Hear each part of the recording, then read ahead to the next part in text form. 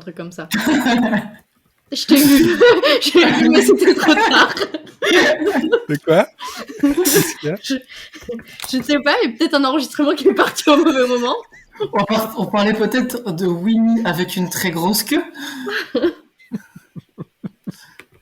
Eh oui, Winnie l'ourson.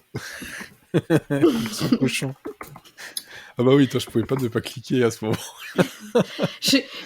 J'avais commencé ma phrase, je me suis dit, bah tant pis, je finis. Tant pis. Effectivement, tant pis, comme disait Winnie. Allez, on est parti sur ces bonnes saucisses, sur ces... Ah, je crois qu'il a trouvé. Il a trouvé. Non, pas encore. Je vois des trucs très bizarres. Donc, on va te laisser chercher du porno Winnie l'ourson. C'est une phrase qu'on ne dira jamais. Sauf ici. Pour commencer l'épisode 16 de la saison 6 de Monsieur Siri and Friends en petit comité, qui est en fait le comité un peu classique, finalement, je trouve, de cette saison, parce que 3 personnes, c'est un peu ce qu'on a fait jusque-là, 4 grands max, avec Elodie, qui n'est pas Winnie, non. Mathieu, qui est un vilain petit canard qui recherche des vilains petits oursons. Oui. Voilà. J'aurais préféré trouver des Haribo, ce n'est pas le cas. Ah ben non. Et non, ce n'est pas le cas. Et donc cette semaine, on a donc un peu d'actu, des recommandations, ou des non-recommandations plutôt, cette fois-ci. Vous allez voir, c'est pas piqué des hannetons, hein, ni des canetons d'ailleurs, pour le petit canard. Oh. Ah oui. Et donc, au menu... Alors, tu n'as rien ajouté. Oui, je suis en train, tu as toujours à l'heure. On lui vient d'organiser, il arrive un quart d'heure en retard, il remplit pas le Trello. Et en plus, j'ai bu, alors bravo.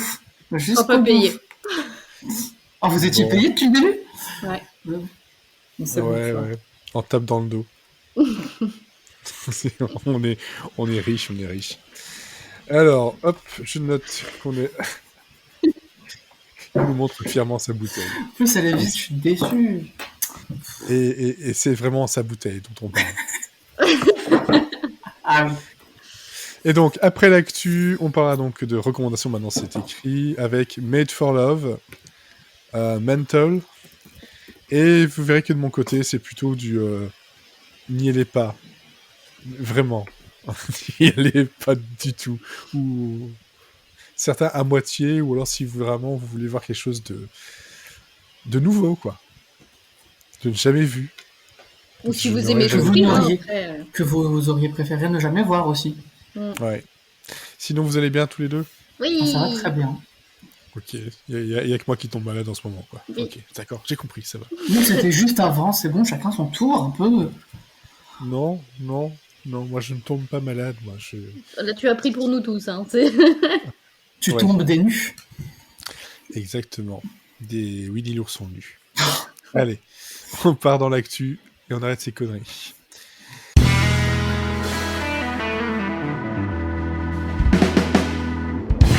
Bon, dans l'actu, alors je ne lirai pas ce que tu as ajouté, Elodie, parce que je sais que c'est toi qui l'as fait. Moi j'avais de l'actu aussi. Sur le wallpaper a changé, t'as un avis? Ah non, ça c'est moi qui l'ai changé. Ah, c'est D'accord, bon. Non, on va commencer par Dominic Purcell qui quittera la saison... Enfin, qui quittera Legends of Tomorrow après la saison 6. Mais, depuis que j'ai écrit ça, il y a eu une mise à jour qui dit « Mais il viendra de temps en temps en saison 6. » Il viendra faire coucou. C'est ça, il était marqué périodiquement. Bon. Ils l'ont viré, mais il est encore sous contrat, quoi. Non, moi je pense qu'il a peut-être eu un peu marre, et puis il était plus avec son copain, Wentworth Miller, donc... C'était plus marrant. Voilà. Moi, en tout cas, je suis content d'un truc, c'est que la saison 5 est enfin arrivée sur Netflix en Belgique. Elle était déjà en France, je sais tout ça, mais elle n'est pas arrivée en même temps en Belgique, elle vient juste de débarquer, donc je vais pouvoir continuer à me mettre à jour avant cette 6e saison. Voilà, donc ça c'était le petit truc sympa, très personnel, plus pour moi. Et est-ce que c'est toujours bien Legends of Tomorrow? Oui. Bon. Oui, franchement oui. Eh ben regardez-la alors. Regardez-la, effectivement, c'est pas prise de tête du tout. C'est très drôle. C'est vraiment très très drôle. Alors, est-ce que ce sera très drôle? Je sais pas. On a Courtney Cox avec une série, une comédie d'horreur qui s'appelle Shining Vale, qui vient de recevoir son feu vert de chez Stars. Voilà. Bah, pourquoi pas, il y a Courtney Cox, Alors, on est content. oui, Hein. il y a Courtney Cox, mais il n'y a pas que ça. Pourquoi j'ai pris ce truc-là? Parce que c'est écrit par le co-créateur de Trial and Error, mais aussi son co-créateur, Jeff Astrof, Bon, bah, c'est bon, c'est vendu. il écrit avec Sharon Horgan, qui est derrière Catastrophe et Divorce. Donc, Oh, voilà. il y a Jeff Astrof, quoi. On va rester là-dessus. C'est ça, et donc on va parler d'une famille dysfonctionnelle qui va déménager dans une maison d'une petite bourgade où des choses atroces ont déjà eu lieu. Oh oh oh. Mais bon, apparemment, il y a aussi d'autres choses un peu étranges, comme le personnage de Pat, qui sera joué par Courtney Cox, qui est soit déprimé, soit possédé. Ou les deux. Ou les deux. Souvent, l'un va avec l'autre. On verra ça tout à l'heure. Voilà. Oui, donc ça peut arriver effectivement dans ce sens-là. Donc on a ça sous le pied avec elle qui n'a plus joué depuis un petit moment par Cougar Town. Il n'y a rien eu. Je cherche. Est-ce qu'il y a quelque chose d'autre avec Courtney Cox? Non, mais elle fait des stories Instagram très rigolotes. Et elle joue très bien du piano. Eh ben, on est content pour elle. Oui. Ok. Et donc on aura aussi droit à un alter ego démon de ce personnage-là, de Courtney Cox, et d'autres potes et une famille vraiment qui a des gros soucis. Donc voilà, on verra ce que ça donne. De l'humour, de l'horreur, Courtney Cox, Jeff Astrof, voilà, Mira Sorvino, Greg Kinnear aussi, Ça peut être très très bien si c'est pas Ghosted. s'ils ont du budget. Voilà, c'est ça. C'est ça. Voilà, donc ça, j'avais noté ça. J'avais aussi noté, parce que Sex and the City, vous savez, va avoir un petit revival qu'on n'a pas demandé. Non. Non. Mais on apprend que John Corbett, qui jouait le personnage de Aidan, sera là pour quelques épisodes. Donc voilà, comme ça, Sarah Jessica Parker retrouvera un de ses amours de jeunesse. On va dire ça comme ça, parce que bon, ça fait quand même quelques années que c'est terminé, Sex and the City. Donc, moi, ça me fait plaisir, parce que j'aimais bien ce personnage-là. Aidan était assez sympa, pour ceux qui ont suivi la série, et je pense que je suis tout seul ici. J'étais pas né. Enfin, j'étais né, mais j'étais très jeune pour regarder Sex and the City, quoi. Ouais, effectivement. Maintenant, tu peux. Maintenant, je peux. Maintenant, voilà. Mais tu ne le feras peut-être pas. Si, je vais le regarder, c'est sûr. Si, ok. Peut-être pas le reboot, mais au moins la série. Et alors, on va du côté des renouvellements avec CBS, qui renouvelle 5 séries. On est tous très étonnés. Oh là là. On s'en fout surtout tous, un peu. Magnum, Blue Bloods, SWAT, Bull Ball. et NCIS, qui aura droit à sa 19e saison. Je pense que NCIS ne s'arrêtera plus jamais. Étonnamment. Là, c'est vraiment si elle ne s'arrêtait pas cette année, elle ne s'arrêtera jamais. Donc ça permet donc justement de rajouter 5 séries au nombre déjà conséquent de séries renouvelées chez CBS, comme de Equalizer, qui aura donc une saison 2, FBI une saison 4, FBI Most Wanted une saison 3, Bob's Art Abishola saison 3, The Neighborhood saison 4, et Young Sheldon qui a droit à 5, 6 et 7e saison. Je regarde absolument rien de tout ce qu'on vient de citer là. Moi aussi. Ou alors j'ai tout arrêté parce que c'était tout pas bien. Voilà, par contre, il reste des séries qui restent sur la sellette. Dans le tas, moi, il y a The Unicorn dont je me pose la question de est-ce qu'il vaut mieux que ça s'arrête là ou que ça continue. J'aime bien, mais en même temps, je pense qu'ils se sont un peu paumés. En saison 2, ils ont pas passé le cap. Ils sont en train de retrouver une bonne dynamique, mais ils sont perdus en début de saison 2, je trouve. Mais là, on arrive à la fin, sûrement, de saison en plus. Ouais, On va se effectivement. dépêcher un petit peu. Effectivement. Et bon, dans le tas, il y a MacGyver qui, lui, par contre, on lui a déjà dit au revoir. Bye bye. Et j'étais étonné que MacGyver soit encore à l'antenne. Ouais, moi aussi, ça m'a fait cet effet-là. J'étais persuadée que ça avait pas été au-delà de la saison 1, en fait. Et moi, ouais par contre, le pire, c'est Boule. J'ai l'impression qu'ils ont été annulés au bout de 3 épisodes, et à chaque fois que je vois un renouvellement, je fais quoi? Comment? Et du coup, je Pareil. dis Boule, et ça fait plaisir à ma bouche, parce que c'est drôle à dire. Boule. Alors, par contre, ça n'a pas été annulé, ça a été renouvelé pour une saison 3, et ça passe de Cinemax à HBO Max, et c'est Warrior. Donc c'est du combat et du cul, donc tout va bien. Tout ce qu'on aime. Non, mais par contre, c'est vrai que Warrior est quand même, jusque-là, moi, c'est une série qui n'est pas déplaisante du tout à regarder. Dans le genre, si vous aimez justement le vrai combat, le vrai kung-fu, et que comme ça, vous n'êtes pas obligé de regarder le CW avec kung-fu. Hein?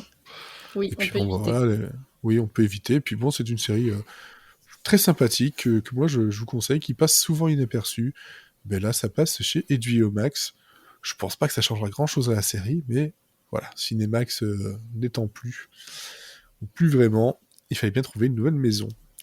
Par contre, on parle de cul. Cette transition. L'enchaînement. Bridgerton. Ah, c'est pour ça qu'on regarde. Non, j'ai pas regardé. Bridgerton, la saison 2 va arriver dans pas très longtemps. Ouais. Ça, je sais pas si vous le savez. Sans son acteur principal. Je n'ai plus son nom, je vais le retrouver. C'est René Jean quelque chose. C'est René Jean Page.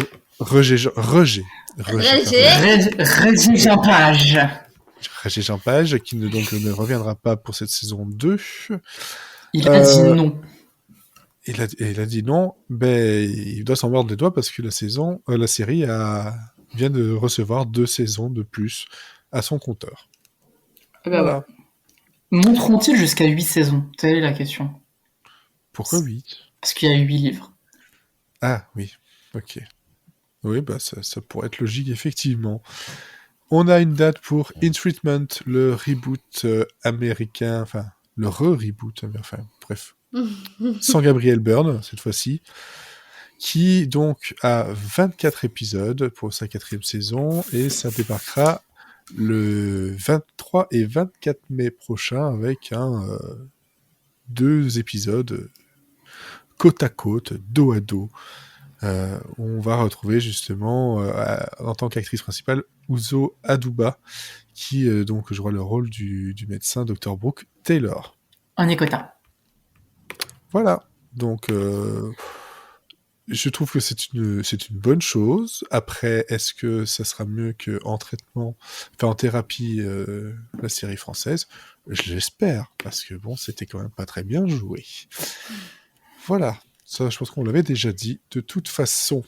Et alors, pour Elodie, parce que je sais que ça va lui faire plaisir, je ne l'ai pas noté dans la liste, mais je l'ai vu juste avant de commencer le podcast, il y a Ginny et Georgia qui est renouvelé pour une saison 2 de 10 épisodes.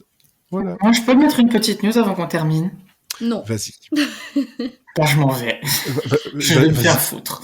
Vas-y pas alors. Je m'en fous, je le fais quand même. Il y a Peacock qui a commandé un reboot encore, mais de Queer as Folk, et je suis content. Parce que je n'ai jamais vu la série originale, mais elle me fait de l'œil depuis longtemps. Et voilà. Ça va peut-être m'aider à me lancer dedans. Et David T. Davis, le créateur de la série originale, a lu tous les scénarios, a donné des petits conseils et a dit que c'était très très bien. Et qu'il y avait un œil neuf et des personnages nouveaux, comme si elle vraiment elle était écrite en 2021. Et ça, je trouve ça très très cool. Donc j'espère que ça sera de qualité. Et voilà, je l'attends depuis ferme. Ok, très bien. Comme ça, c'est vrai que moi je ne l'avais pas noté. Je crois que j'ai vu un tweet passer, mais je n'ai pas noté ça dans les trucs. Parce que bon, effectivement, ça fait quelques semaines. On fait déchirer les choix, voilà. Ouais, c'est ça le problème. On peut pas tout dire. De faire ce genre de podcast toutes les 2 semaines, c'est qu'après on oublie des choses. Mais après, sinon, on est trop fatigué. Et là, on a fait de l'actu. Voilà. On nous l'a demandé. On a fait de l'actu, on l'a fait avec plaisir. Et avec Joie, amour. joie, volupté et Winnie l'ourson tout nu. Si vous voulez, j'ai les paroles de Winnie l'ourson sous le nez, je peux vous le chanter. Non. Non. C'est du fond du cœur. C'est pour ça Non. le vilain petit canard. Excusez-moi. Non, par contre, on va passer aux recommandations, non-recommandations. Ah, qu'est-ce qu'on a vu cette semaine? Ah, qu'est-ce qu'on a vu, voilà, cette semaine, enfin ces derniers temps. Oui. Ces derniers temps, oui.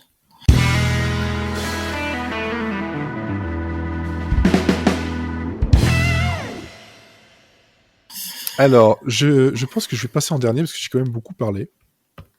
Et que tu vas Et je encore vais- beaucoup parler. Et que je risque de beaucoup parler pour dire des choses, mais bon, comme ça, on va peut-être passer sur des bonnes choses d'abord. Je suppose. Je suis pas sûr. Bref, Elodie, toi, tu voulais nous parler de Made for Love. Oui. Alors, ça sonne un peu comme une rom-com, mais c'est pas du tout le cas, voire même beaucoup l'inverse. C'est ce qu'on peut appeler une dramédie. C'est sur HBO Max. J'ai pas vérifié, mais je crois que c'est pas encore prévu que ça vienne en France. Mais voilà, info non vérifiée, débrouillez-vous. Alors, de quoi ça parle? Ça saurait si on était assez professionnel pour vérifier nos infos. Je vais L'info essayer que de je regardais, vérifier. il y avait rien, mais Je vais essayer de vérifier, mais je te garantis pas que je vais trouver l'info. c'est le genre de série, je pense, qu'on pourrait retrouver chez Canal. Mais Ouais, mais pour Je l'instant, regarde, vas-y, fais ta critique, on verra à la fin si on a une info. ok. Non, il y a rien, il y a rien. Y a Je rien. vérifie. Bon, alors, débrouillez-vous pour la trouver parce que vraiment ça vaut le coup de se faire chier. De quoi ça parle? On suit Hazel Green, qui est jouée par Chrissy Miotti, qui s'échappe d'une grosse maison. Et par maison, c'est plutôt un énorme cube au milieu du désert. J'ai cru que t'allais dire un énorme cul. Elle s'est échappée d'un énorme Non, cube incroyable. Ça, c'est pour la série dont j'ai parlé moi tout à l'heure. Ils en sont capables. C'est vrai. Et en fait, pourquoi elle doit s'échapper? Parce que depuis quelques temps, elle est mariée avec Byron Gogol. C'est prenez tous les clichés. Oui, il a un nom de merde. Je sais pas si le choix du nom est fait exprès, mais je pense pas que. Mais en anglais, Gogol, je pense que c'est la suite de chiffres, c'est pas ça. je sais pas. C'est enfin il y avait un truc avec une suite de c'est un chiffre, le chiffre 1 suivi de 100 zéros. C'est un Gogol. C'est D'accord. pour ça que ça s'appelle Google aussi. Enfin, il y avait un truc dans le genre là. Incroyable. Mais bon, Je sais pas, ça je reste connais pas les drôle deux. quand on a un gosse. Donc bon, dans tous les cas, elle est mariée avec Byron Gogol et Ça me fait rire à chaque fois. oui, mais moi aussi, quand je regarde la série, c'est très drôle. Parce qu'il y a vraiment un jeu avec ça. Et en fait, prenez à peu près tous les clichés, les stéréotypes du tech milliardaire complètement fou et avec des mauvaises intentions. Et bien, Mhm. c'est lui. Mais vraiment, il cumule tout. Et c'est très stéréotypé, mais parce que c'est de la parodie et que c'est extrêmement drôle. Mais voilà, donc elle est mariée avec ce type-là. Et en fait, on comprend vite que Hazel, en fait, c'est un petit oiseau dans une cage dorée. Parce que la maison, c'est un cube fermé, du style Truman Show. En fait, tout à l'intérieur est une simulation géante. Où en fait, Oui. dans le cube, en vrai, il n'y a rien. Mais elle peut être partout où elle le souhaite. Et tout peut apparaître qu'un par magie, sauf que c'est de la technologie. Enfin bon, voilà. Et le problème, c'est qu'elle est constamment surveillée à l'intérieur, tout est chronométré. En fait, Byron, il contrôle absolument tous les aspects de sa vie, à quelle heure elle se lève, à quelle heure elle se couche, ce qu'elle doit manger, ce qu'elle doit dire, ce qu'elle doit pas dire, etc. etc. Et sauf Mhm. que, au bout d'un moment, il y a un amarre, en fait. Et surtout, le problème, c'est que Byron, il a la mauvaise habitude de tester ces nouvelles technologies sur elle. Et pourquoi elle s'échappe? Parce que un jour, ils font On en a une marre. garden party. Et donc, c'est le moment d'annoncer aux collaborateurs et à la presse la nouvelle invention.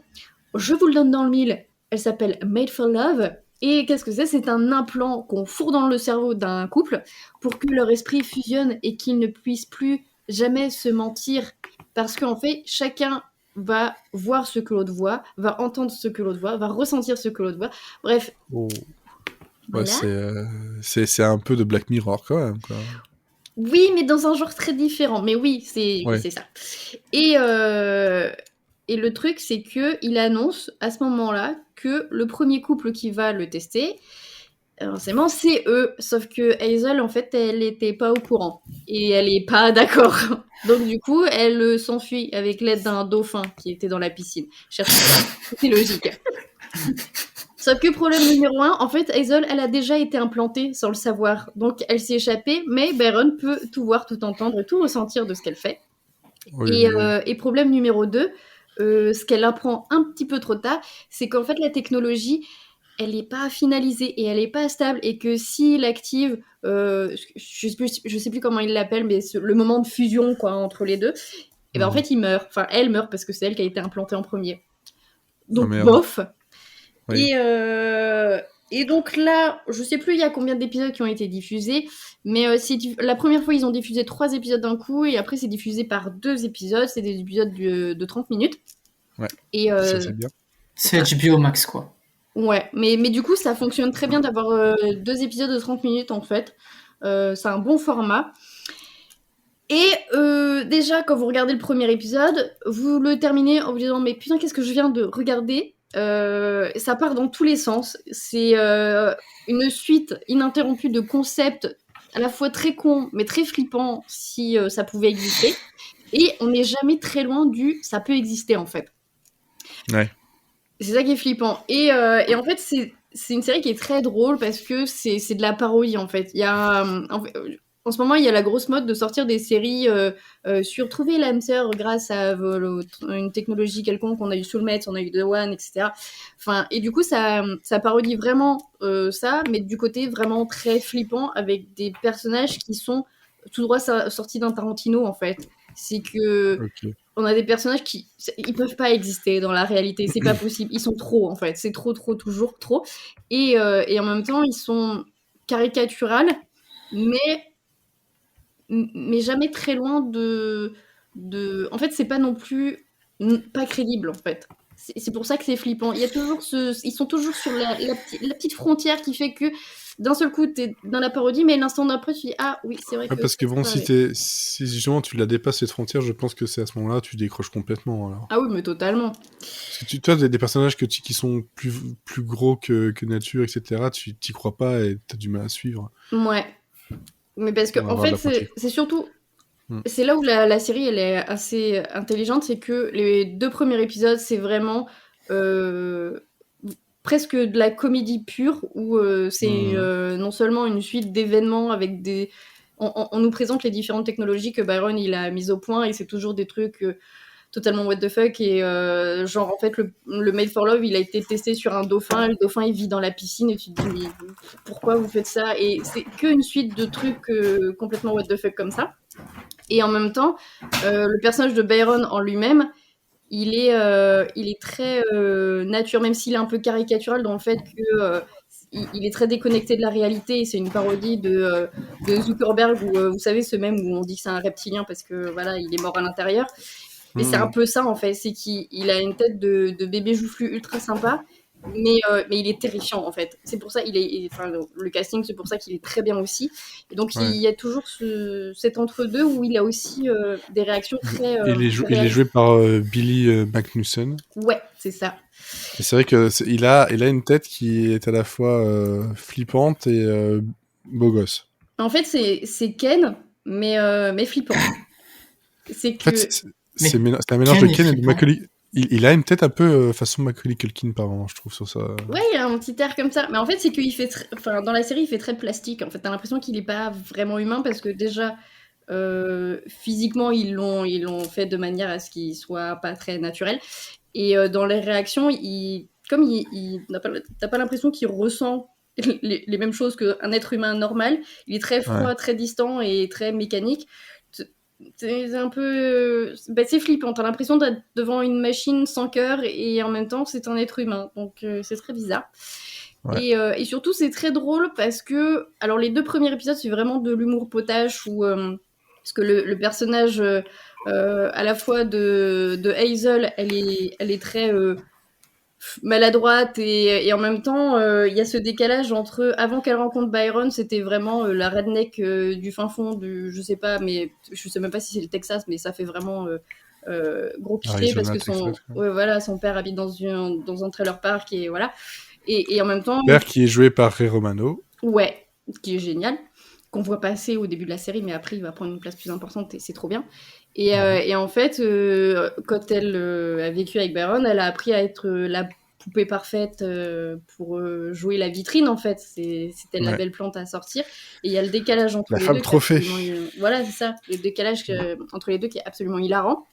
Et surtout, c'est hyper intéressant parce que la série, elle est construite à la fois d'un côté, on a la cavale impossible de Hazel parce que elle essaye de se planquer, mais comme Byron, il voit tout, il entend tout, il sait tout, tu peux jamais vraiment être caché.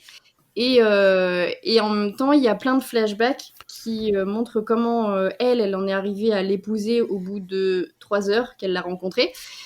Et comment elle s'est laissée enfermer et comment lui, il est devenu cette espèce de fou. Sociopathe. Ouais, c'est ça, sociopathe. Donc, c'est hyper intéressant, non seulement sur les sujets qu'elle traite, et en même temps, c'est hyper drôle parce que c'est de l'humour très con, hein, des fois. Hein, mais du coup, ça contrebalance bien avec le propos de la série. Ouais. Et ça désamorce un peu le côté horrifique. C'est ça. Et vraiment, ça change parce que c'est pas du Black Mirror où vraiment ça se prend pour un truc hyper sérieux et oh là là, we live in a society. Au bout d'un moment, tu t'en peux plus. Tu peux arrêter de prendre les gens pour des cons comme ça. J'aime beaucoup le oh là là, we live in society. J'aime beaucoup cette phrase aussi. Oh là là. Et du coup, ça se moque du truc, c'est trop bien. Donc voilà, si vous n'aimez pas Black Mirror, regardez. Donc la série, donc c'est Made for Love. Pour l'instant, ça ne se trouve pas par chez nous. On fait HBO Max. Moi, je mettrais plutôt mettre une pièce sur Canal, je mettrais une pièce sur Warner TV. Ah oui, c'est possible aussi, ouais. Alors, par contre, moi, il y a une affiche où elle est au milieu du désert avec sa robe verte, avec l'écriture et les couleurs, etc. J'avais l'impression de voir une espèce de parodie de Breaking Bad. C'est vrai, c'est la même couleur. Oui, alors oui, parce qu'en fait, ça parodie vraiment les trucs Black Mirror, mais t'as plein de petits clins d'œil à l'intérieur. C'est vraiment, ils s'amusent avec les genres, en fait. Et comme la dernière... Enfin, non, c'était pas la dernière fois. Je sais plus quand est-ce que je vous ai parlé de Sky Rojo et c'était la dernière fois. Ouais. Putain, le temps passe vite.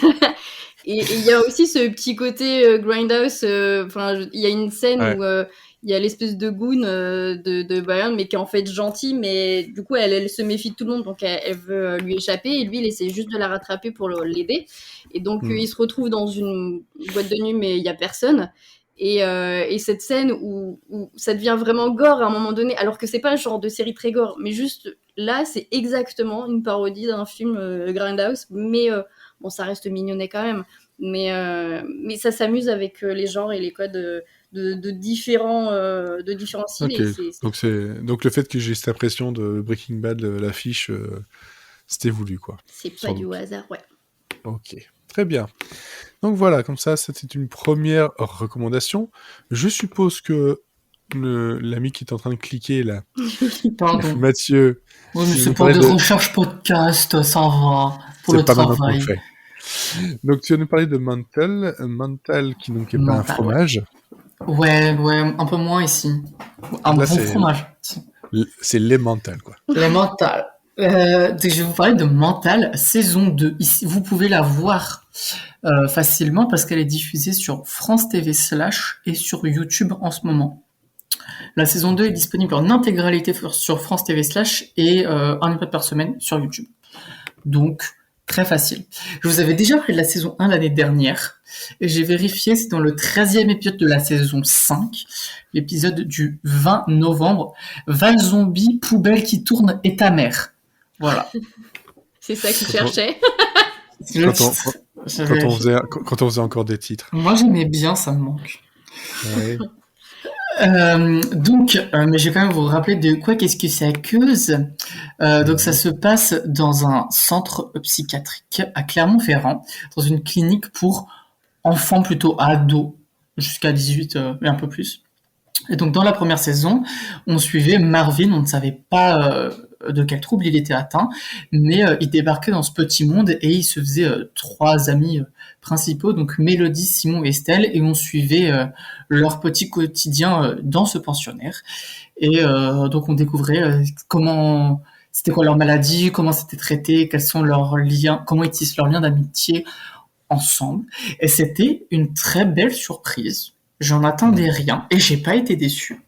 Et là, la saison 2 est arrivée et je l'ai regardée et c'était encore mieux. Donc je suis très content. Euh, pourquoi c'était encore mieux que la saison 1? Parce que on va encore plus loin dans la représentation des personnes atteintes de troubles mentaux. On découvre de nouveaux patients qui sont tous très très très attachants et très bien interprétés. Donc déjà premier bon point. C'est une série pour ados, donc on coche bien les cases des personnages qui, au premier abord, paraissent très clichés, mais ils sont très attachants et beaucoup plus profonds qu'ils le paraissent.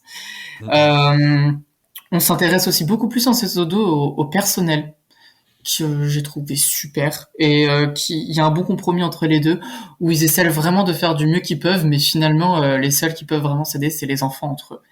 Et ça, j'ai trouvé assez intéressant d'explorer ça, de voir comment souvent dans les séries pour adolescents, quand ça se passe dans un lycée, on s'attarde beaucoup plus sur les conflits entre plusieurs bandes ou des choses comme ça. Et là, on est vraiment dans le collectif, que même s'ils s'insultent, ils se tapent sur la gueule parce qu'ils vont pas bien, à la fin de la journée, c'est vraiment les uns les autres qui vont s'aider et qui vont les aider à avancer dans leur vie.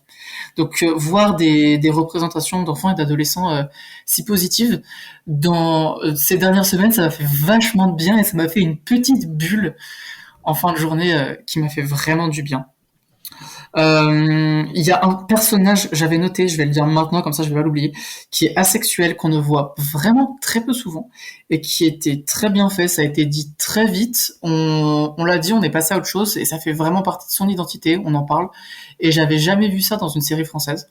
On l'avait vu dans Sex Education, mais pas en France. Donc, premier bon point. J'ai pas vu Scam, peut-être que c'était déjà le cas, mais je ne sais pas. Et un des trucs qui m'a le plus plu dans cette saison 2, je disais tout à l'heure, est-ce que ta série, Fred, quand tu parlais de The Unicorn, a passé le cap de la saison 2, c'était ça. C'était ma plus grande peur est-ce qu'on va retrouver cette petite étincelle de fraîcheur qu'on avait en saison 1? Est-ce que les dynamiques vont toujours être intéressantes? Parce que, par exemple, je me rappelle que le personnage principal, je l'avais pas tellement apprécié que ça. Donc, est-ce que ça va être toujours intéressant? Et là, vraiment, on approfondit les personnages, et les personnages qui étaient pas détestables, mais un peu antipathiques, on oublie ce côté-là, et on va vraiment dans l'entraide entre les gens, et on tente des nouvelles relations entre personnages qu'on n'avait pas vues en saison 1. Ce qui se fait très souvent dans les séries, mais que là est vraiment bien fait. Et c'est justement là que je trouve le plus casse-gueule. Pour faire un rapprochement, par exemple, avec les Bracelets Rouges, saison 3 qui était très attendue, et ils ont essayé de les séparer, de les sortir de l'hôpital, et on a ça en saison 2 de Mental, comment ça se passe en dehors du centre, et ça occupe pas toute la place de la série, mais ça occupe quand même une part importante de comment t'évolues dans la société quand tu vas pas bien, et où les gens comprennent pas forcément, quand ton patron, quand ta famille ne comprend pas vraiment ce qui t'arrive. C'est abordé, et ça m'a paru juste, en tout cas. Et les nouvelles relations qui sont tissées avec les nouveaux personnages qui sont introduits, dès les premières secondes, on est attaché à eux, on a envie de suivre leurs aventures, et c'est même eux qui prennent les intrigues principales de la série. Et c'est les personnages principaux dans saison 1 qui gravitent autour. Et franchement, le tout était tellement bien écrit que c'est l'équilibre parfait pour qu'on passe un bon moment. Donc foncez la voir. C'est super sympa. Et la réal est super. Vraiment, j'ai des belles scènes qui me marquent, c'était très joli. J'ai juste un seul point négatif, même un peu deux. Le premier, c'est que la saison se termine presque comme une fin de série. Donc je me dis, est-ce qu'ils vont faire un nouveau reboot, un peu comme là c'était un soft reboot, on va dire. Est-ce qu'ils vont faire un gros reboot en saison 3? Est-ce que j'aurai toujours envie de suivre encore de nouveaux personnages? Je ne sais pas. Mais j'attends de voir, parce que la série n'a pas prévu une saison 3? Je sais pas. J'ai pas vu d'actualité en tout cas. Niveau actualité, c'est vrai qu'on a oublié de le dire, mais 10% sauf une saison et un téléfilm. Ouais, en développement. C'est pas prévu tout de suite, mais non, pourquoi pas. Tant mieux. Ouais, il vaut mieux attendre un peu. Et non, juste un truc, c'est un peu con. Il y a deux personnages que j'ai trouvé très très beaux, donc ça a aidé, et qui s'étaient très bien interprétés en plus, donc ça aide encore plus. Mais le dernier truc, c'est tourné à Clermont-Ferrand. J'ai rien contre Clermont-Ferrand, les décors étaient très bien, je dis pas ça, mais l'étalonnage, vous auriez pu pousser un peu plus, les gars, parce que c'est très très gris quand même. Je Non, sais ça qu'il c'est fait pas. Clermont-Ferrand, c'est normal. Mais justement, vous tournez en province, c'est cool de tourner en province, mais et vous avez peut-être voulu donner une atmosphère, mais comparé à la saison 1, j'ai trouvé ça très gris. Alors que la série était très joyeuse. On célèbre un mariage dans le centre et votre mariage il est tout gris. C'est trop triste. Il y avait beaucoup de nuages quand ils ont tourné, donc je ne sais pas. Peut-être repenser à ça pour la saison 3. Mettez un beau filtre Insta s'il vous plaît. Ouais, c'est peut-être voulu, effectivement, hein, on ne sait pas. Je sais pas. J'aimerais bien savoir c'était quoi l'intention derrière. Ouais. Ok, donc ça c'était Mental qui se trouve donc sur France TV / et sur YouTube. Ouais. Ok. Et donc ce sont des épisodes de combien de minutes? Entre 20 et 30 minutes. Et il y en a 10 par saison. Ouais. Donc ça va, c'est quand même aussi quelque chose de très facile à regarder. Ouais. Voilà. Quand on n'a pas beaucoup de temps, c'est bien. C'est bien. Surtout quand on a perdu du temps avec des séries comme Chad. Oh là là. Alors... J'en ai jamais entendu parler même. Alors Chad. Très bien comme ça. Ah mais je pense que je vais Allez, j'enlève mon casque et je vais rester. Non, je laisse. Non. Alors Chad, c'est une série dont le projet remonte à 2016. Et ça a toujours été à peu près le même pitch. C'était pour Fox au départ. Et c'est arrivé il y a 2 semaines, 3 semaines maintenant, sur TBS, alors qu'on avait reçu le trailer de la série il y a 1 an déjà. Non, 2 ans. 2 ans, en 2019. Ça pue. Ouais, ça pue. Il y a aussi le problème du Covid. Oui, mais ça pue. Ouais. Mais ça pue. Déjà, ça commence mal. Mais le truc, c'est que moi, la série, je l'ai regardée d'un coin de l'œil parce qu'il y a Nassim Pedrad qui est donc derrière le projet et dans le rôle principal, que j'avais beaucoup aimé justement dans le Saturday Night Live, entre autres, mais aussi elle était un peu dans New Girl, et il y avait une autre sitcom un peu avant, Mulani aussi, qui était assez sympa. Et donc c'est une actrice que j'aime bien, qui a son univers aussi, et puis là elle voulait nous proposer en fait d'incarner elle-même, donc elle a 40 ans je crois, un peu moins, elle va incarner un enfant de 14 ans. Donc déjà... Ça peut être bien, mais ça fait très peur. Voilà. Je peux te dire tout de suite, c'est que le résultat, on l'avait vu, mais en photo, c'était étrange, mais alors, en mouvement... Rappelons que le cinéma et la télévision est des images en mouvement, donc c'est important le mouvement. Non, c'est important le mouvement, mais quand tu vois les photos promotion, ce genre de trucs, tout ça, les trucs sur Instagram, voilà, tu trouves ça bizarre, mais tu te dis, c'est le maquillage, c'est pas grave. Mais une fois que ça bouge, ça va pas du tout. En fait, donc c'est un garçon de 14 ans qui a des origines iraniennes. Oui. Je me trompe pas. Et c'est le seul garçon de la maison parce que il n'a plus de père. Il a une sœur et donc sa mère et son oncle qui est là, et son oncle qui lui était complètement à côté de la plaque tout le temps. Autant dire ça tout le temps. Et ce sont des épisodes de 25 minutes à peu près. Pour l'instant, il y en a eu 2. J'ai poussé jusqu'au 2e épisode, alors que clairement, le premier, je l'ai dit sur Twitter, et je le confirme encore une fois, c'est ce qui est de plus cringe que j'ai pu voir depuis longtemps. Mais depuis très très longtemps. Même une série française, c'est moins cringe. En fait, ce qui se passe, c'est que déjà le rôle joué, ça fait bizarre. Le maquillage fait bizarre, les habits font bizarre, les expressions, ça ne va pas, ça correspond pas. Tu vois que ça aurait été un mec plus âgé, ça aurait fait le même truc. Hein. Je vous le dis tout de suite. Hein. Ça ne va pas. En fait, la façon dont c'est joué, ça ne va pas parce qu'en fait, tous les autres gosses qui sont à côté ce sont pas des gosses de 14 ans, mais ils doivent avoir 18, 20 ans peut-être. Hein, comme on a souvent les adolescents qui sont joués par des gens un peu plus vieux, mais ça choque un peu moins. Et puis surtout, c'est une période qui est montrée comme quelqu'un qui est en train de découvrir son corps, ses amitiés, les difficultés de la vie, enfin. Et dès le départ, ça va pas.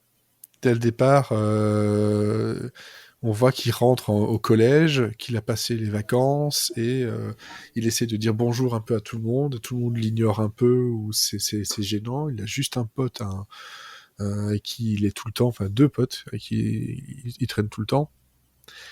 Et il faudrait que je retrouve la phrase que je t'avais dit tout à l'heure, Elodie, qui est dit dans le show. Voilà, c'est à un moment donné, il se ramène près de ses potes et il essaie de jouer le mec qui a couché, qui a connu plein de choses pendant l'été. Et là, t'as du What Up Playa Pimps. Donc déjà, bon, pourquoi pas, suivi de Is Everyone Ready to Jizz? Alors, to jizz, c'est, en gros, c'est éjaculer. Hein. T'as des trucs comme ça très gênants dans ce qu'ils disent, dans ce qu'ils vivent. T'as toute une scène où, en gros, comme il s'est vanté d'avoir fait l'amour pendant l'été et que c'est peut-être le seul à l'avoir fait, ça se propage et il y a une fille qui lui dit, écoute, on pourrait faire ça ensemble aussi parce que elle, apparemment, elle a aussi déjà eu des rapports et elle se sent un peu seule là-dedans, donc voilà, autant le faire. Et s'ensuit une scène où ils boivent de l'absinthe, il perd connaissance, finit par courir avec un drap sur lui en pensant qu'il a fait l'amour. Et puis c'est juste gênant tout le long, quoi. Il y a rien qui va du tout. Elodie, tu as vu aussi l'épisode principal? Ouais, j'ai vu le premier épisode et je confirme. C'est gênant du début à la fin. En fait, c'est que je vois ce qu'ils veulent essayer de faire, de démontrer que être. Parce que par rapport à l'autre série dont je vais parler après, voilà, comme tu dis, il y a un truc. Ils essaient de montrer. Enfin, il y a un truc qu'ils veulent faire. Il y a une intention. Ils veulent montrer les difficultés d'être un ado et surtout quand t'es pas un ado populaire et que t'es à un moment où tu te découvres. Mais le problème, c'est que aucun des dialogues et aucune des situations n'est crédible parce que même si t'es quelqu'un de pas du tout confortable dans ta vie et que t'essayes de trouver ta place, les 3/4 des phrases qui sont prononcées, personne dans la vraie vie ne les prononcerait. Et en fait, ça s'accumule parce qu'un truc gênant va entraîner une situation gênante où tu vas avoir des autres personnages qui vont dire des trucs gênants. Et en fait, ça fait boule de neige et tu perds toute crédibilité. Et c'est juste, tu serres les fesses pendant 20 minutes, quoi. C'est ça, parce horrible à regarder. que... C'est ça. Le truc, c'est qu'il aurait pu être gênant parce que c'est un âge où tu peux être gênant. Où tu as des moments de vie où tu dis mais putain, pourquoi j'ai dit ça, j'aurais dû me cacher, ce genre de trucs. Voilà, il y a... C'est pas idiot en soi. Sauf que là, ça va tellement loin et c'est tellement peu naturel et c'est surjoué parce que forcément, c'est une femme de 40 ans qui incarne un gamin de 14 qui est cringe. Enfin, ça... Puis surtout que c'est pas drôle. Si c'était Et c'est pas contrebalancé par drôle. des trucs drôles, tu dis, bon, même si c'est pas crédible, au moins ça sert un certain humour. Mais là, non, il n'y a rien qui va. Comme tu disais, il y a Pen 15 qui a aussi ces moments cringe. Mais ça reste drôle, ou ça reste attachant. Mais là, t'as pas envie de t'attacher au personnage du tout. C'est problématique. Tout ce que t'as envie, c'est de... J'en ai lu qui disait, t'as envie de le baffer, t'as envie de l'étrangler, quoi. Et c'est mal. C'est mal que ce personnage nous crée de la violence, quoi. Alors qu'à côté de lui, il y a ses potes là qui sont joués par Alexa Lou et Jake Ryan, qui eux font personnages qui sont à leur place. Enfin, qui sont à leur place, qui pourraient être gênants, qui pourraient avoir des trucs comme ça, mais qui qui ne dénote pas. Et là, c'est vraiment, ils ont essayé de chercher une façon de le faire en sorte que ce soit le plus décollé possible. Mais je pense qu'ils ont été trop loin. Ouais. Non, c'est très mal écrit, en fait. Et c'est mal écrit. Le deuxième épisode est un peu moins cringe, mais parce que on a passé la surprise du personnage, mais ça n'en devient pas plus drôle, en fait. Toi, il y a des moments genre cringe, comme je sais pas si quelqu'un a déjà vu le film Napoléon Dynamite. Oui. Napoléon Dynamite, c'est un film où il y a des moments très cringe. Oui, mais c'est drôle. Mais, enfin, c'est drôle. Encore une fois, c'est un film Après, il faut aimer. c'est clivant. Ouais. Mais il y a un truc qui est drôle. Il y a des moments drôles, il y a des moments décalés qui sont drôles. Et il est gênant, mais c'est rattrapé. Quoique, en lui-même, tu as envie de le baffer aussi. En fait, c'est jamais complètement déplacé. Non. Ça reste, Là, ça reste assez naturel et tu dis oui, un personnage, tu peux en croiser dans la vraie vie qui disent des trucs comme ça. Et Ouais. il y a toujours, en fait, ils ont une part d'humanité, ils sont un peu attachants parce que tu as envie qu'ils réussissent. Que là, il y a rien. Non. Non, ça ne va pas. Le deuxième épisode, je dis, ça reste cringe moins, mais ça l'est toujours. C'est sans être vraiment drôle.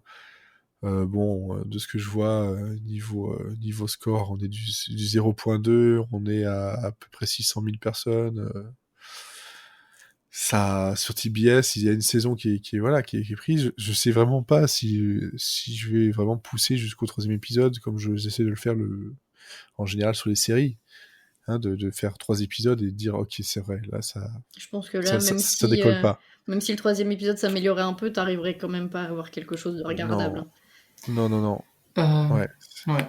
Pour conclure votre truc, si vous voulez une idée, sur IMDb, la note c'est 2,2 sur 10.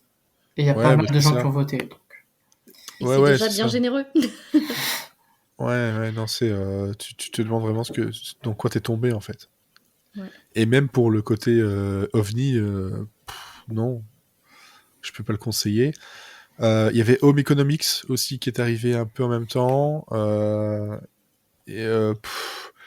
il y a rien en fait. Il y a tellement rien que j'ai même pas envie d'en rajouter. Quoi. Mais c'est pas désagréable. C'est déjà pas, un plus. C'est pas désagréable. Les personnages en soi sont pas attachants, mais sont pas non plus détestables. Ça essaie d'être drôle, ça l'est jamais vraiment non plus, mais c'est pas cringe. Mais en fait, c'est une série sur deux frères et une sœur et leur vie ensemble et comment leur enfance a un peu influé sur ce qu'ils sont aujourd'hui, mais ça n'apporte rien. C'est des trucs qu'on a déjà vus 1000 fois. Tout comme par exemple, mais j'ai trouvé ça plus agréable quand même. Dad Stop Embarrassing Me sur Netflix, qui est arrivé le 14 avril, avec Jamie Foxx et Kayla Dorou, je pense, oui c'est ça. Et c'est Jamie Foxx et Jim Patterson qui sont à la création. Jim Patterson était derrière Big Bang Theory, entre autres.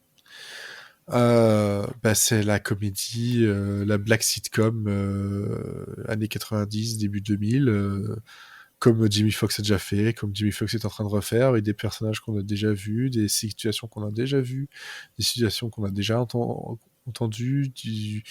On casse de temps en temps le 4e mur, histoire de montrer pourquoi son père est embarrassant.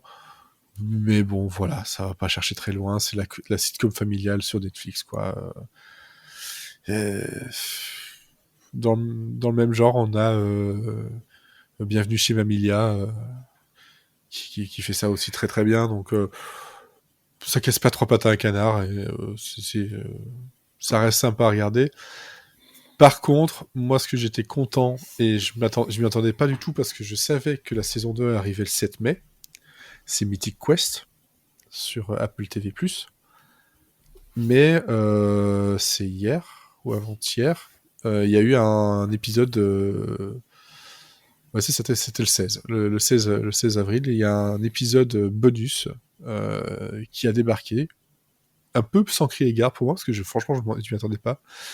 Et on avait droit à une espèce de fête annuelle qui s'appelle la Everlight. Et c'est drôle, c'est vachement bien joué, c'est vachement bien filmé. Il y a des effets dans tous les sens, j'étais mais genre bluffé niveau effets spéciaux. Alors que c'est une comédie, ça reste une comédie vraiment... pour ceux qui connaissent, donc de Rob McElhenney avec Rob McElhenney entre autres, Ashley Burch, on avait David Hornsby aussi, Danny Puddy qu'on retrouve dedans entre autres, et Caitlin McGee qui est aussi dans Home Economics, mais là bon, je préfère son rôle dans Mythic Quest. Et donc pour rappel, c'est une série qui se passe dans une boîte de développement de jeux vidéo qui se bat avec le succès, essayer de garder le succès ou de le récupérer. C'est une série qui franchement beaucoup ne misaient pas grand chose sur elle, mais là on a donc droit à 11 épisodes excellents. J'espère que la saison 2 le sera tout autant, et ça fait plaisir de les retrouver dans un nouvel épisode, parce que j'étais justement en train de me faire un rewatch histoire d'être à nouveau à jour, et pour un peu aussi contrebalancer mon rewatch constant quasiment de Ted Lasso. En boucle. Il n'a jamais trop de Ted Lasso.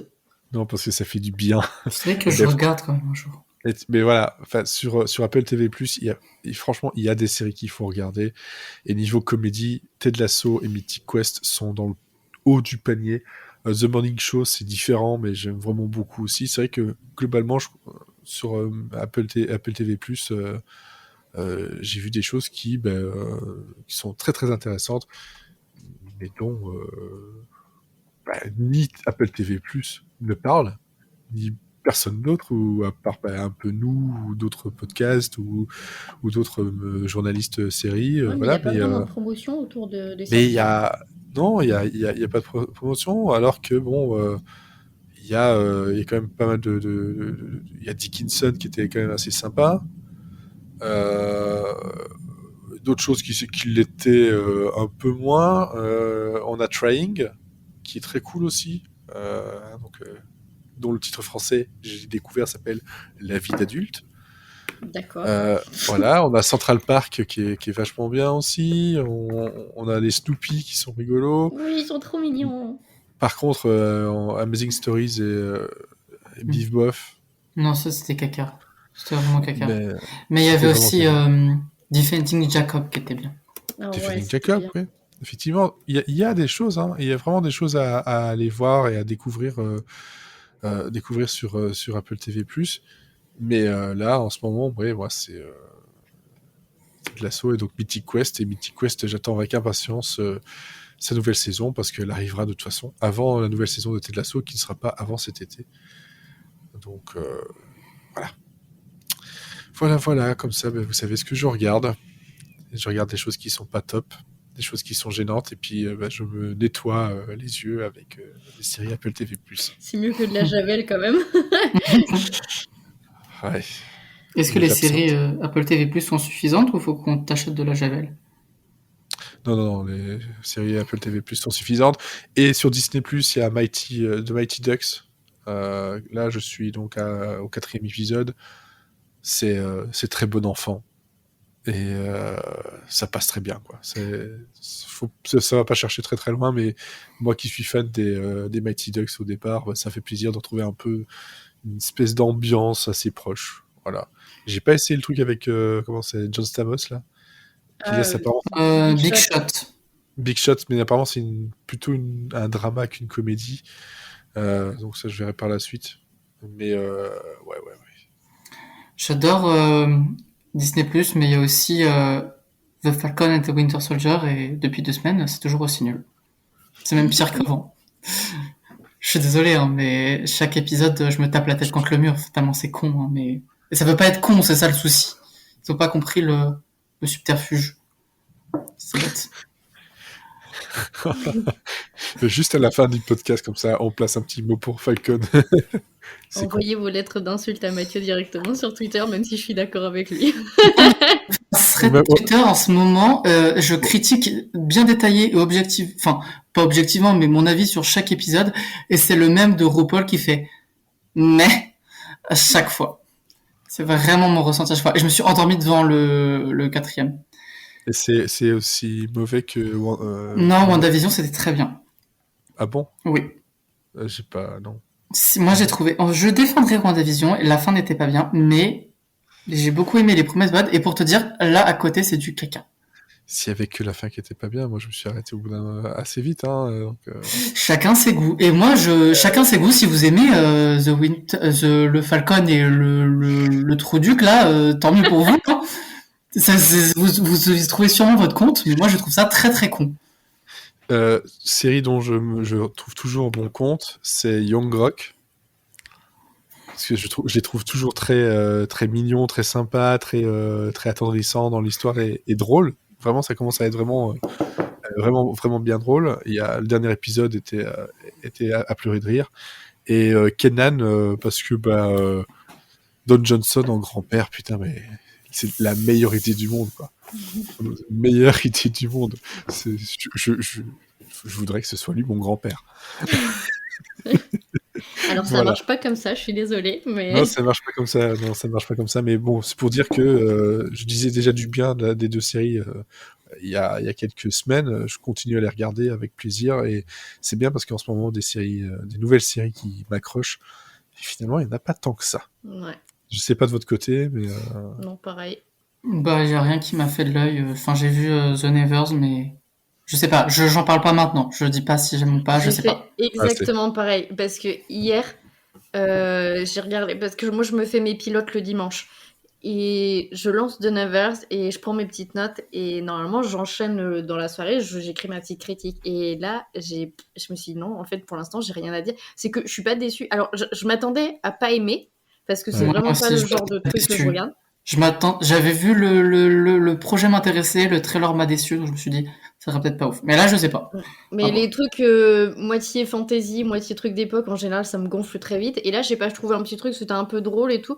Donc je me suis dit, bon, je vais continuer. Pour l'instant, j'ai pas vraiment un avis tranché. Et par contre, j'ai commencé Frank of Ireland. Et en fait, je sais pas vraiment où c'est censé être diffusé. Parce que, officiellement, c'est sur Channel 4. Mais l'épisode que j'avais le logo d'Amazon et j'ai regardé sur mon compte Amazon, c'est pas disponible sur Amazon en France. Donc il y a peut-être un truc c'est disponible dans certains pays mais pas en France, donc débrouillez-vous pour les trouver. Mais par contre, si vous aimez, alors c'est très bon, c'est irlandais comme son nom l'indique, mais si vous aimez les trucs à la Spaced et tout, c'est très bien. C'est très con, mais c'est très drôle. Tu peux répéter le nom? Franck d'Irlande. Ah, ok. Franck d'Irlande. Oh bah oui, tout simplement. J'ai cru que tu parlais de Men in Kilts pendant un moment et ça m'avait fait rire. Non, mais ça aussi, j'ai trop envie de regarder. Par contre, de Never, tu l'as regardé vers Never était... Never ever over.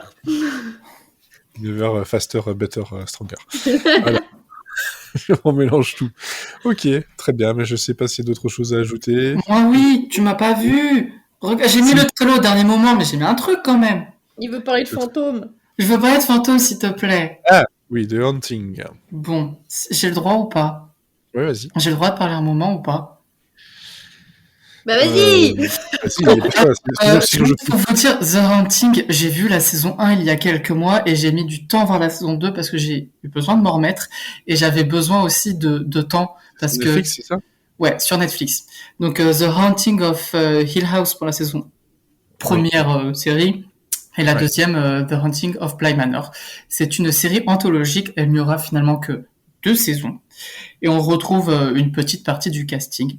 Et ce sont des histoires de fantômes qui revisitent le mythe de la maison hantée. Et quand c'est sorti, ça a fait beaucoup de bruit sur Twitter, Hill House. Et je me suis dit, oh non, encore un original Netflix commercial con qui fait peur pour faire peur avec des screamers mal faits et mal joués. Et j'ai pas envie de voir cette daube.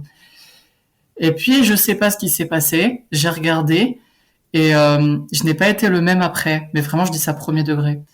Parce que possédé. je pense qu'il s'est passé quelque chose pendant mon visionnage. parce que j'ai dû voir plus de 500 séries dans ma vie et je mets tous les deux ensemble parce que moi c'est un tout, The Hunting. Les deux ont leur point positif. Elles sont très différentes, mais je la mets dans mon top 10 des meilleures séries que j'ai jamais vues. Voilà. Bon, après, j'ai vu du High School Musical et des choses comme ça, hein, mais vraiment, là, je la mets vraiment dans le top 10 de meilleurs trucs de tous les temps que j'ai jamais vu. Alors, ce grand écart entre... Je sais pas, j'ai voulu faire une comparaison. High School Musical, The Musical, c'est une série qui a des qualités, mais pas celle de The Hunting. The Hunting est mieux quand même. Bon. Alors, donc, je vais essayer de parler des deux. Mais The Hill House, de quoi qu'est-ce que ça cause, sans trop vous spoiler. En gros, les deux Hauntings se passent sur deux temporalités différentes. Il y a des flashbacks, des flash-forward, etc. Et dans cette première série, si je me souviens bien, on a une famille de 5 enfants qui leur travail, c'est de rénover des maisons. Donc, ils achètent la maison pour la rénover, pour la vendre ensuite. Et les enfants vont grandir quelques mois là-dedans. Sauf qu'ils vont grandir, mais ils vont aussi être très traumatisés parce qu'il leur est arrivé dans cette maison. Notamment parce que, dans le futur, on sait que leur mère n'est plus là. Mais on ne sait pas pourquoi. Et on se rend compte qu'il y a énormément de non-dits dans cette famille. On a l'impression qu'ils se rappellent pas vraiment ce qui s'est passé, qu'ils n'en parlent jamais, et qu'il y a un gros mystère à dénicher. Voilà. Et donc, on va assister à la fois à leur enfance dans cette maison et les conséquences que la maison a eues sur leur vie d'adulte. Et dans Bly Manor, c'est une jeune femme américaine qui arrive en Angleterre pour être la nanny. Je sais pas comment on pourrait dire. Pas vraiment une nanny, mais ouais, mais pas une nounou, mais enfin, elle fait pas que le garder, genre elle fait leur éducation aussi. Enfin, je sais plus comment on dit. Mais c'est une jeune fille au père. Jeune fille au père, c'est ça en français. Et donc pour deux enfants dont les parents viennent de mourir et la jeune fille au père précédent vient de mourir. Donc ils sont pas très très très bien dans leur vie. Et donc elle va débarquer. C'est sûr que. Voilà, il y a quelques petits traumatismes qui restent, quoi. Et donc cette jeune femme va devoir les aider et va se rendre compte que les enfants sont un petit peu chelous, comme on dit, et qu'ils font des trucs chelous, et que même les habitants du manoir sont un petit peu chelous. Voilà. Et oui, Bly Manor fait beaucoup moins peur que Hill House, mais ce n'est pas grave, parce que ce qui m'a vraiment plu dans Hill House et dont je ne m'attendais pas, c'est que avant d'être une série horrifique, pour moi, c'est une série dramatique. Parce que dans la première saison, on est quand même recentré exclusivement autour des personnages d'une famille. Et dans la deuxième saison, même si il y a un peu tout petit noyau et il y a des personnages qui gravitent autour, c'est un peu quand même une famille, quoi. Ils habitent tous dans une même maison. Enfin, bon, voilà. Et je trouve ces deux séries vraiment brillantes parce que elles arrivent à nous faire chialer un max avec rien finalement. Et je sais pas si ça va vous plaire, mais moi ça a été vraiment un gros choc quand j'ai vu ça. Dès le premier épisode de Hill House, je me suis dit ok, je vais assister à quelque chose de grand. Et c'est pas souvent que je dis ça. Et vraiment quand tu te dis, surtout quand c'est une série qui était là sortie il y a 1 an et demi, pas une série qui a 20 ans, elle a pas son statut culte encore. Quand tu commences une série que tu te dis waouh, je vais voir vraiment une série intelligente qui va m'apporter quelque chose et en même temps qui va être super divertissante, bien jouée, extrêmement bien réalisée, comme quelque chose que j'ai jamais vu comme ça, et vraiment une série que j'ai jamais vue auparavant, ben ça fait plaisir et ça fait vraiment du bien. Pour vous noter une idée de réalisation, ils exploitent énormément la profondeur de champ, donc il va se passer quelque chose au premier plan, mais aussi au deuxième, au troisième, au quatrième, et tu peux regarder la série un nombre incalculable de fois, tu trouveras toujours des petits détails sur l'intrigue qui se cachent dans le décor, ou des fantômes qui passent, et ça fait très très très très peur. Et puis c'est tellement bien écrit. Pour vous donner un exemple, la première saison a 10 épisodes, la deuxième en a 9. On pourrait se dire pourquoi ils en ont pas fait 10. Bah, c'est parce que leur histoire, elle se raconte en 9 épisodes et qu'ils vont faire 9 épisodes et que chaque épisode va apporter sa petite pierre à l'édifice. Et à la fin, on va avoir un tout super cohérent et intéressant. Le casting, mais incroyable. J'avais pas vu vraiment des acteurs qui ont une connexion comme ça entre eux depuis tellement longtemps et qui peuvent me faire décrocher des larmes en deux dialogues. Vraiment, ça me fait plus pleurer que This Is Us. Déjà, c'est dire. Oh. C'était terrible. J'ai pas vu Six Feet Under, il faut que je la rattrape, mais à mon avis, ça serait un peu un Six Feet Under de maintenant. Je dirais, mais je n'ai pas vu la série, donc je dis peut-être de la connerie. Voilà. C'est tellement une réussite pour moi en tout point, et j'ai rien à en redire, je vois aucun défaut, que j'ai du mal à en parler et à vous dire pourquoi c'est incroyable ou je sais pas, juste ça m'a chamboulé à chaque épisode où je me disais au bout de 30 minutes, oh finalement cet épisode ça va, je tiens le coup émotionnellement, je vais très bien, et en fait ah bah non, au bout de 3 dialogues plus loin, je suis une épave et je mets plusieurs heures à m'en remettre, et je ne regardais qu'un épisode par jour parce que sinon je ne pouvais pas tenir. Mais non, vraiment, je sais pas quoi en dire de plus que allez-y. C'est une des meilleures choses que vous verrez sur Netflix. Donc vous pouvez regarder des trucs super divertissants et sympas, et regarder des trucs incroyablement réalisés, incroyablement bien joués, qui va vous marquer toute votre vie. Ça sera peut-être The Hunting comme moi. Peut-être vous allez détester, vous allez trouver ça long et chiant, ce que je peux comprendre, parce que c'est très très lent. Mais moi, ça m'a chamboulé. Donc foncez voir ça. C'était vraiment incroyable. Eh ben, très bien, très bien. De toute façon, je pense que qui c'est qui en avait parlé ici? Je crois que c'était Olivier. Non, on n'en avait jamais parlé. J'ai demandé et Olivier n'en a pas parlé. Il en a parlé sur Twitter, mais pas sur le podcast. Donc j'ai dit, je vais le faire. C'est ça. Et Ok. voilà, Olivier, en plus, il est plus vieux que moi et il a plus de précédents. Donc il parle de trucs bien en général et intelligents. Donc écoutez, Olivier aussi, il a dit que c'était incroyable. Ça sera mon petit mot de la fin. Ok. Bon, bah, sinon, le vrai mot de la fin, Élodie. Dauphin. Oui, tu m'étonnes maintenant. Il va falloir que je vois ce dauphin, quand même. Tu me l'as vendu. Mathieu. Winnie. Bah, alors. C'est la suite. Ouais, bah, c'est la suite ou c'est à l'arrière, j'en sais rien. Mais d'un côté ou de l'autre, de toute façon, ça ne nous pose pas tant de problème que ça. Bah, voilà, effectivement. Bref, en tout cas, merci à vous deux pour cet épisode 16, pour vos recommandations, et m'avoir appuyé pour ma non-recommandation de chat. Je peux pas te confirmer que c'est une non-reco, mais je pense. Non, mais il faut prévenir les gens. Je ne sais pas voir si ça peut te rassurer. Bon, par contre, si vraiment, vous qui nous écoutez, vous l'avez vu, ou malgré tout ça, vous avez été le voir, désolé, déjà. Et aller voir The Hunting, c'est mieux. Venez en parler, ça fait du bien, en fait. Ça fait du bien. Faut exorciser après. Et puis après, vous viendrez me parler de The Hunting, parce que j'ai besoin d'en parler un peu plus, parce que j'ai besoin d'extérioriser tout ce que j'ai vécu. Trop d'émotions en peu de temps. C'était difficile. Voilà. C'est ça le problème quand tu regardes des séries après la hype, c'est qu'il n'y a plus personne pour en parler. Tout le monde, mais c'est vrai, tout le monde a dit c'est incroyable The Hunting of Hill House pendant 4 jours. Et c'est incroyable cet épisode. Et Bly Manor, ils ont dit c'est pas bien, c'est mieux que Hill House. C'était moins bien que Hill House, et après ils ont arrêté d'en parler. Alors que c'est pas vrai. Faut arrêter. Ok, on a compris. Si vous n'avez pas compris, c'est très très bien, allez voir. Oui. Vous n'avez pas d'excuses.